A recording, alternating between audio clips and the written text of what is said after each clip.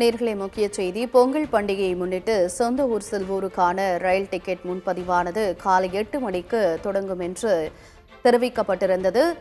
தெற்கு ரயில்வே சார்பில் இந்த அறிவிப்பு வெளியான சூழ்நிலையில் தற்பொழுது ரயில் டிக்கெட் முன்பதிவானது தொடங்கியிருக்கிறது. வரும் ஜனவரி 11 முதல் 16ஆம் தேதி வரை பொங்கல் பண்டிகை வார இறுதி நாட்கள் விடுமுறைக்காக முன்பதிவானது தொடங்கியிருக்கிறது.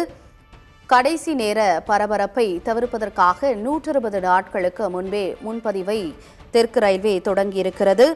2025ஆம் ஆண்டு பொங்கல் பண்டிகையானது ஜனவரி 14ஆம் தேதி வருகிறது. இதனை முன்னிட்டு அதற்கு முன்பாக வார இறுதி நாட்களிலேயே மக்கள் சொந்த ஊர்களுக்கு செல்வார்கள் என்பதால் 11ஆம் தேதியிலிருந்தே இந்த ரயில் டிக்கெட் முன்பதிவு என்பது செய்யப்படுகிறது. வரும் ஜனவரி 11 முதல் 16ஆம் தேதி வரை பொங்கல் பண்டிகை வார இறுதி நாட்கள் விடுமுறைக்காக ரயில் டிக்கெட் முன்பதிவானது தொடங்கியிருக்கிறது. மக்கள் ஆர்வமுடன் டிக்கெட்டை முன்பதிவு செய்து வருகின்றனர்.